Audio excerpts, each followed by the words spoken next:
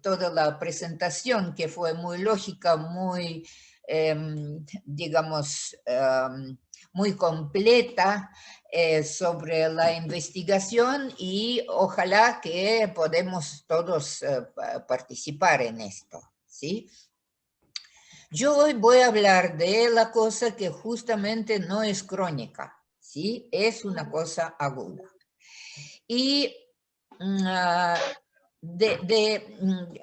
voy a hablar muy corto, tengo 15 minutos para todo, y algunas cosas voy a repetir que ustedes todos conocen, disculpen, pero sin nombrar esto no se podrá hablar cómo actúa el oxígeno hiperbárico. Entonces, hablando de fisiopatología, que es muy importante mencionar que no es un virus completamente nuevo, ya son 2 décadas que los virus que se llaman beta coronavirus y producen tipo estados gripales, entre ellos hubo 2 viruses que eran bastante, digamos, peligrosos. ¿Por qué? Porque el primer virus producía síndrome respiratorio agudo severo, de ahí su nombre SARS, y a veces dicen que es el virus que produce. Después CO es de corona y virus, y que a veces se llaman SARS-1, que tenía bastante alta mortalidad. Y el segundo virus en 2012 fue el virus que produjo síndrome respiratorio de Oriente Medio, de ahí lo llaman MERS. Y por fin, a través de la recombinación variación genética, se generó este virus que se llama SARS-2 o SARS-CoV-2, pero todo que sabemos que es el virus que produce la enfermedad esta que se llama COVID, ¿sí? O coronavirus del año 19. ¿Qué es importante mencionar? Primero, que por qué aparece tanta lesión de los pulmones. Resulta que justamente la espiga de estructura viral de esta corona, esta espiga que a veces se llama proteína S, se une al receptor de la enzima convertidora de angiotensina. Y donde están, la mayoría son como receptores y muy comunes para todos los procesos de circulación y de respiración, y se presentan en endotelio y en los pulmones. Otro elemento muy importante es una proteína, mejor decir acá, serina proteasa transmembrana de tipo 2, que es una enzima, y enzima también es una proteína, que promueve la captación. Entonces, gracias a esta proteína o con su ayuda, el virus penetra la membrana, entra en las células y justamente se une con los receptores que se presentan en muchos casos en células epiteliales alveolares tipo 2. De ahí es la afectación pulmonar. No solamente las células alveolares tipo 2 se afectan, también se afectan las células endoteliales. Le quiero decir que si hablamos del endotelio, es como un órgano en el organismo. Más o menos 1,5 kilos tenemos de endotelio en nuestro organismo, y en realidad es una sustancia ubicua y tiene características totalmente excepcionales que permite pasar la sangre con células y sin, digamos, ningún estrés, sin quedarse atrapados, etcétera, etcétera. Sabemos todas las características del endotelio y resulta que nosotros tenemos afectación del endotelio, afectación de células alveolares y con esto disminuye ya la función de intercambio gaseoso. Y aparece edema. En los espacios alveolares, por este edema, aparece la membrana hialina, que es compatible justo con síndrome de dificultad respiratoria aguda o a veces lo que llaman los especialistas en terapia intensiva, dicen SIDRA.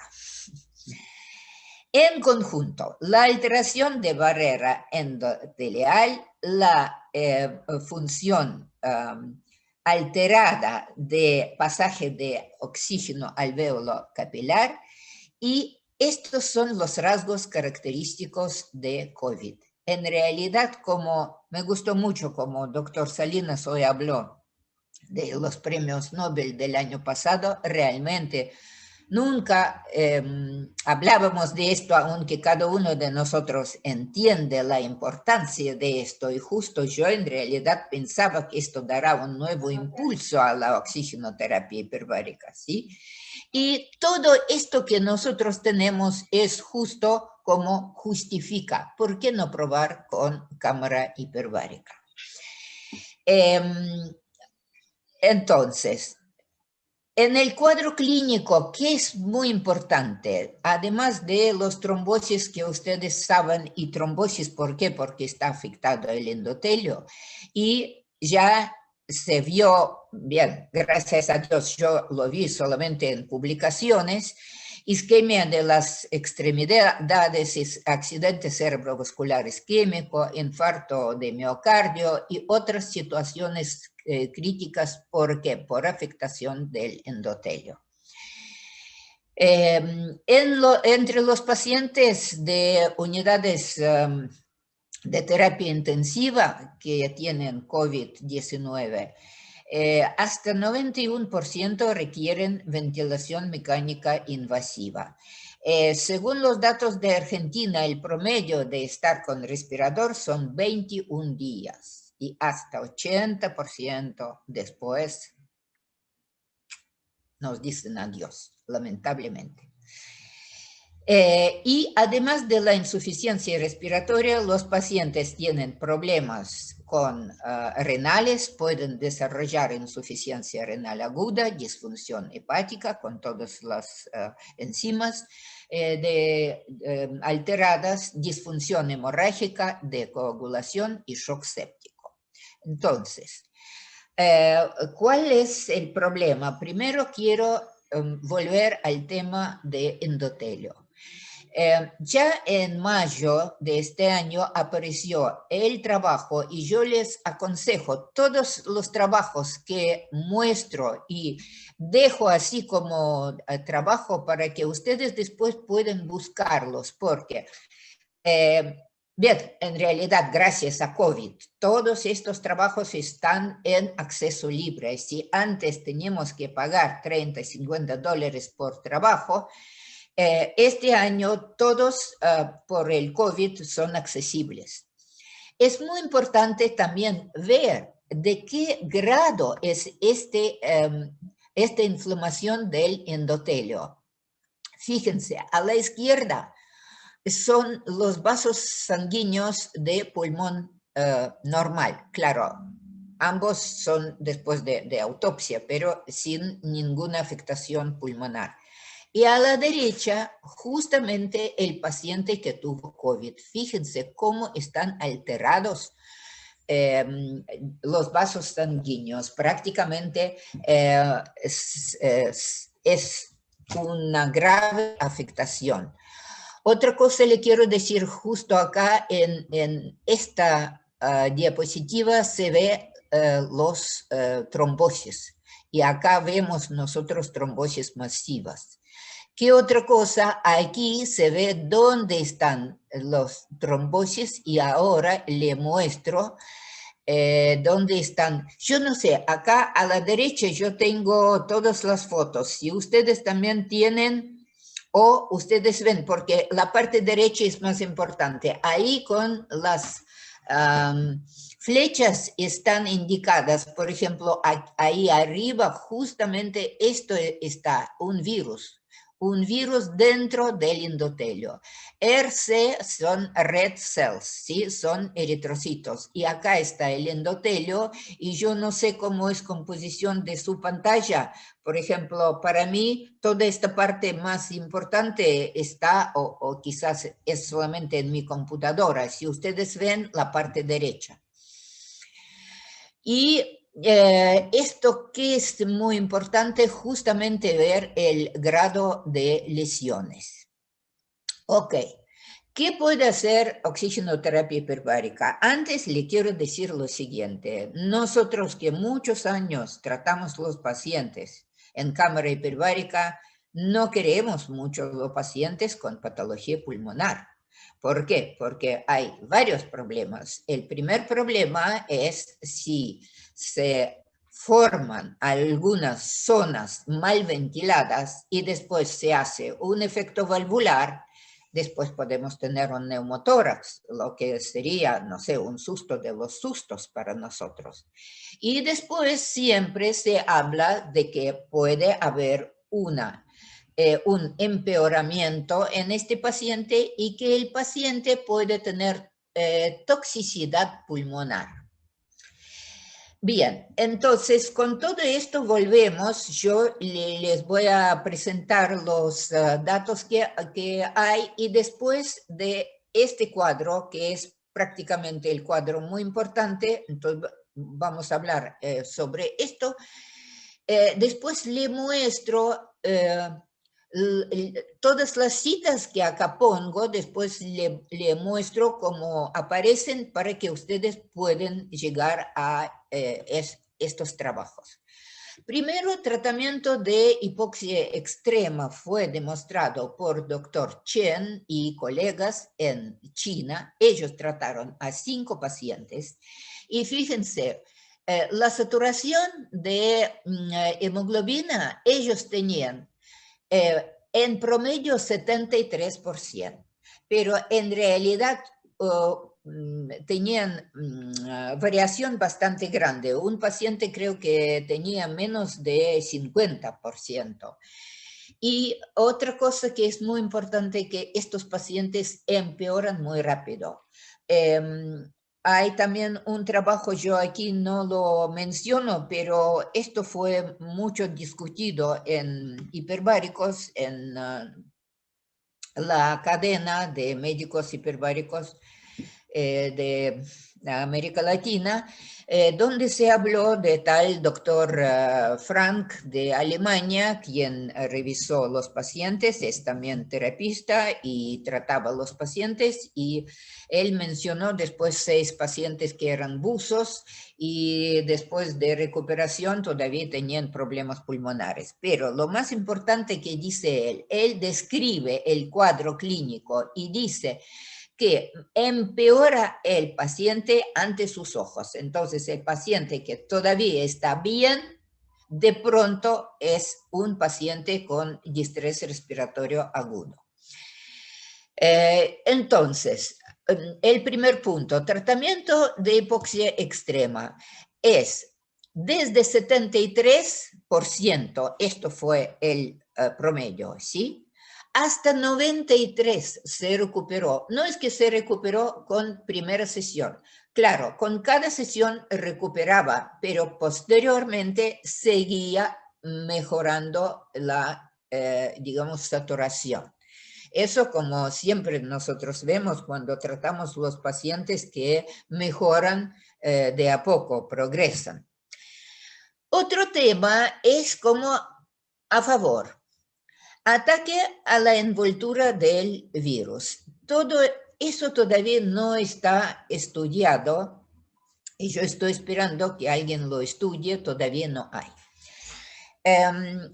Si ustedes lean algunas publicaciones de los años, hace 30 años, por ejemplo, 40 años, una virosis o enfermedad viral era una contraindicación absoluta para tratar un paciente en cámara hiperbárica. ¿Por qué? Empezando con Paul Bert, que trató que no es que trató, que hizo un experimento y vio que el virus de vaccinia no cambiaba hasta darle 20 atmósferas de presión con oxígeno. Claro, pero este virus no tenía envoltura lipídica. El coronavirus tiene envoltura lipídica. Nosotros tenemos experiencia tratar a los pacientes con virus de hepatitis B que tiene envoltura lipídica. Estos pacientes andan muy bien. Hay literatura muy abundante, quizás la mayoría en idioma ruso. ¿Por qué? Porque en Rusia era una indicación absoluta cuando el paciente tenía hepatitis B, y más bien si el paciente con hepatitis B ya tenía unas manifestaciones de encefalopatía. Entonces, esto yo creo que con el tiempo vamos a saber algo que pasa con el virus específicamente por el tema de envoltura. ¿Por qué? Porque la envoltura, siendo lipídica, es sensible al oxígeno. Después, prevención de la cascada de citoquinas que termina en sidra, ¿sí?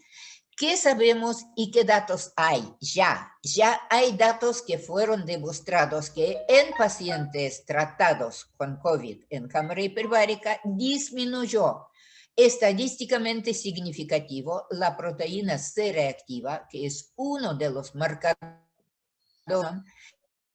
en algunos países. Mejor también la cognición. Han tratado en Pelusa, en Estados Unidos, que se les bajó la cantidad de dímero D.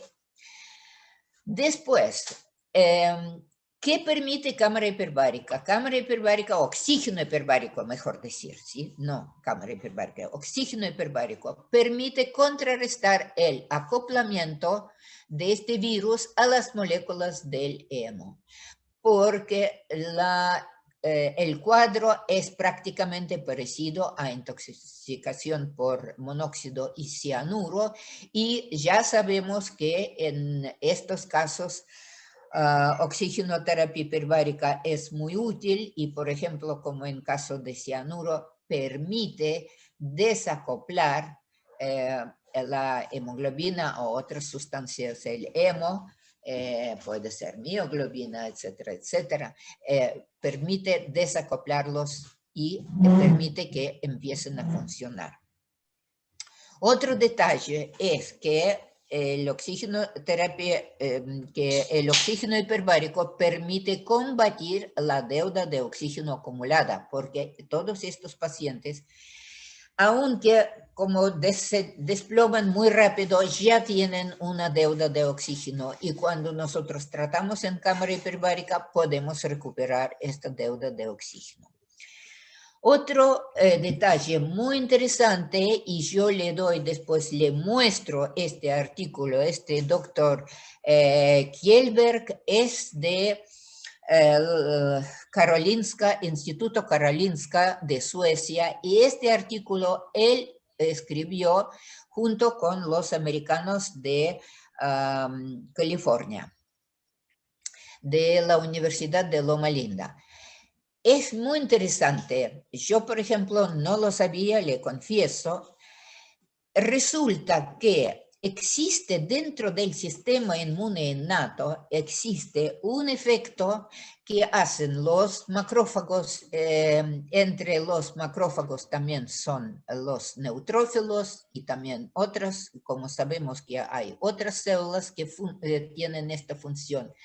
Resulta que estos macrófagos se tornan del subtipo proinflamatorio al subtipo antiinflamatorio, que demuestra este artículo, aunque este artículo solamente lo menciona y da bibliografía, pero lo menciona como uno de los mecanismos por el cual los suecos y los americanos recomiendan usar el oxígeno hiperbárico.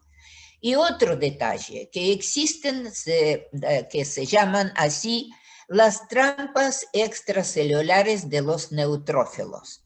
Por las primeras letras, neutrófilos, extracelular traps en inglés. Entonces lo llaman netosis. ¿Qué es esto? Es una cosa muy interesante, también trataré de mostrarle. Es un tercer estado entre apoptosis y la necrosis también, pero es muy interesante. Bien, necrosis ya sabemos que es irreversible, ¿sí?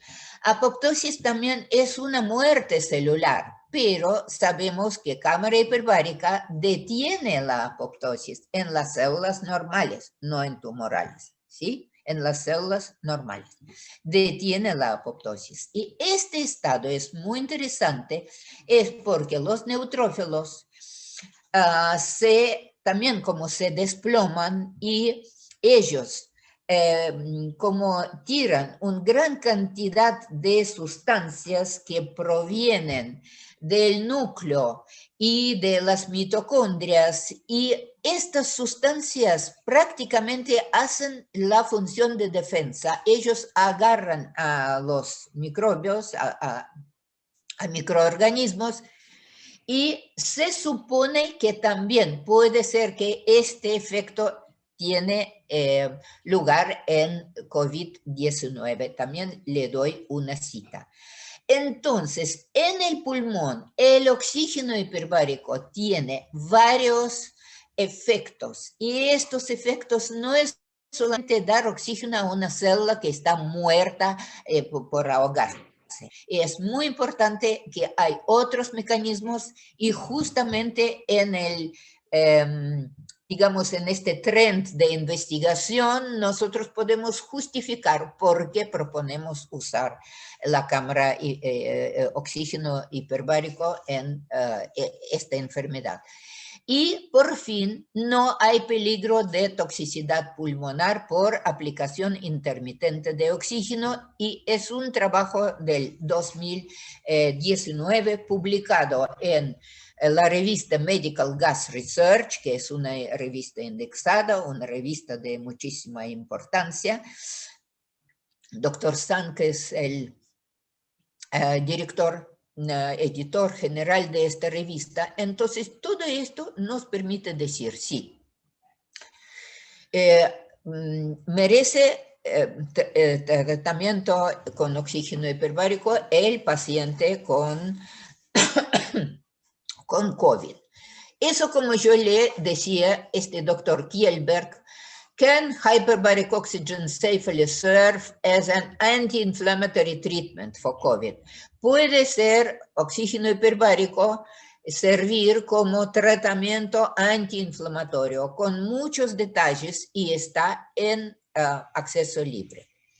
Otro trabajo, justamente formación de estas trampas de neutrófilos, y resulta que cuando hay poco oxígeno, este proceso puede ir, como decirle, como equivocado. Hay un balance muy sutil entre este proceso. Si este proceso está, acá se ve, fíjense a la derecha, esto es un neutrófilo, ¿sí? Acá el neutrófilo que se activó y empezó todas estas filamentos, ¿sí? Es las sustancias que el núcleo y las mitocondrias tiran al espacio, y ahí donde tienen que estar atrapados los microorganismos. Ok, después, aunque es bajo el tratamiento, en departamento de estudios de trombosis, es muy importante el artículo, si estas trampas por neutrófilo, si realmente tienen lugar y pueden ayudar. Es uno de los estudios que se realiza en este momento. Y acá lo que yo le prometí, que no, el oxígeno hiperbárico, como lo damos de manera intermitente, moviliza peroxiredoxin, creo que ahora el doctor Campos está un poco sonriendo, conociendo mi amor a todas estas sustancias oxidativas, que en realidad sí, realmente hacen la protección. Y justamente esto es la protección de toxicidad por oxígeno. Ok. Otro artículo también en acceso libre, que COVID, el SIDRA y oxigenoterapia hiperbárica. ¿Cuál es el link entre estos procesos? Viendo todo esto, y ya le mencionó doctor Salinas que Undersea Hyperbaric Medical Society, por más que a veces yo los veo un poco, como decirle, muy conservadores, quizás es correcto. El médico un poco debe ser conservador. No rechazar todo lo nuevo, pero sí, conservador vale la pena ser y conservador al mismo tiempo. Entonces ellos juntaron mucha información, entre otra, quien puede entrar en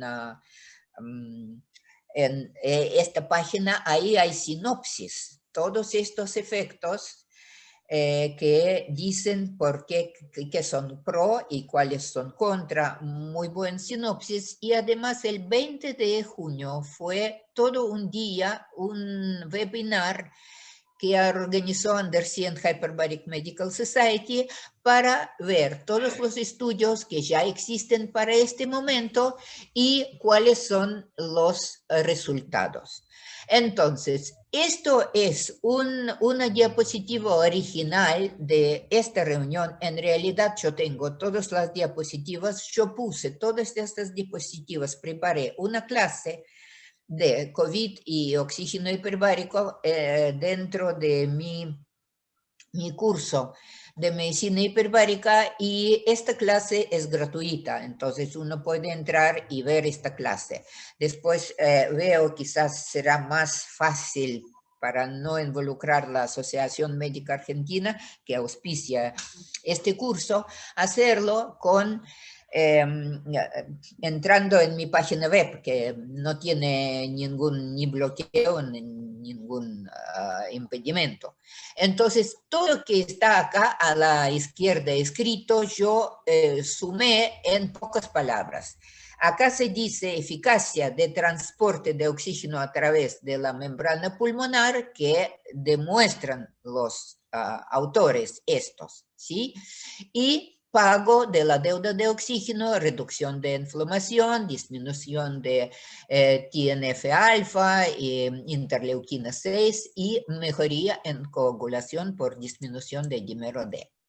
Otro justamente de doctor Kielberg de Karolinska, de Instituto Karolinska. Acá, ¿qué es importante? Que él está planificando ya en el momento de la reunión, él tenía varias personas tratadas, lo que él propone tratar 200 pacientes que le va a dar entre 30 y 60 minutos de oxígeno, entre 1.6 y 2.4 atmósferas, viendo, digamos, la situación de cada paciente, y de esto ver si al usar oxígeno hiperbárico se puede bajar la necesidad de terapia intensiva, bajar la necesidad de intubación, mortalidad y días de internación y disminución de inflamación por algunos marcadores. Disculpe, doctora, que la interrumpa. Entonces, Disculpe ya terminó.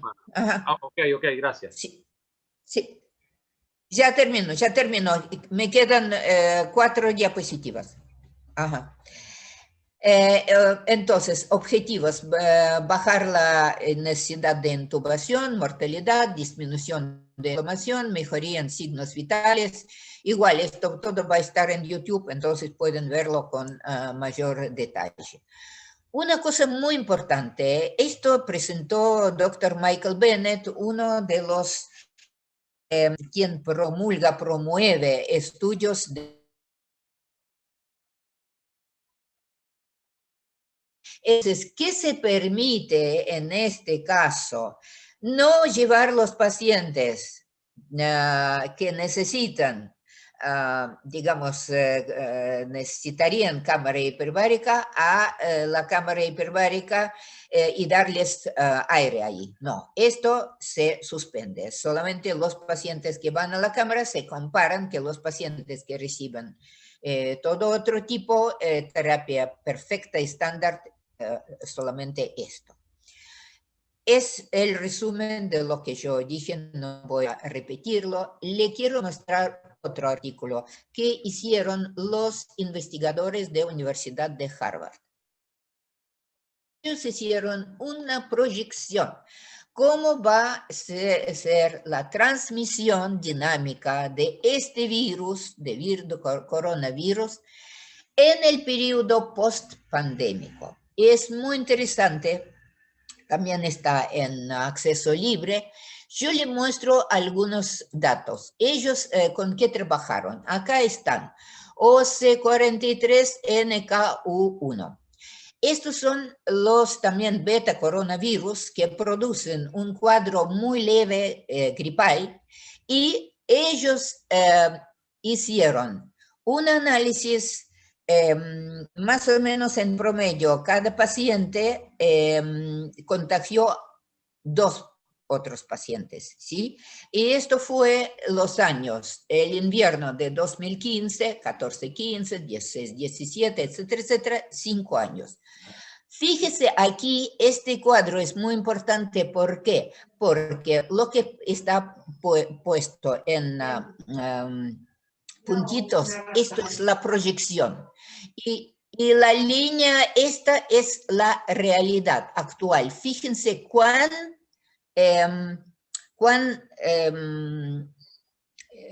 preciso fue su, digamos, su método y su determinación, porque ellos hicieron un estudio realmente muy interesante. Y aquí le quiero mostrar, es la última diapositiva, fíjense. Entonces, con azul y con rojo están estos dos virus que producen una gripe, digamos, común, así decimos. Y con negro está el COVID-2. Fíjese, aquí, el cuadro A. Ellos salen de la suposición que la inmunidad va a durar más o menos 40 semanas.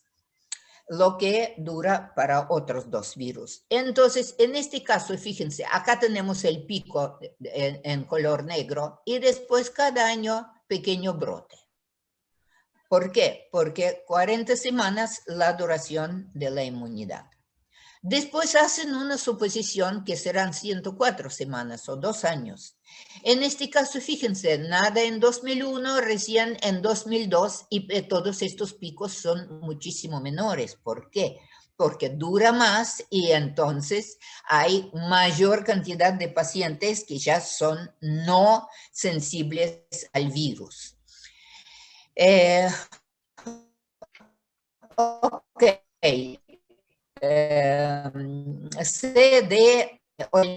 Entonces, acá la duración será de 5 años. Supongamos que será 5 años. Desaparece el virus. Pero vamos al Y, al E. Esto es 20, ¿sí? El pico vemos, pero lo que ellos ven que probablemente para 2024, 2025 habrá otra ola grande de los virus. Conclusión, tenemos que adaptarnos a vivir con el virus, no pensar que esto ya se terminó y termina. No. Y aún dar más importancia al oxígeno hiperbárico, que puede ser arma muy potente en todo este proceso. Yo personalmente desde abril estoy luchando, presentando a veces, no sé, unos escritos, etcétera, etcétera, pero todavía a nivel de autoridades no logré.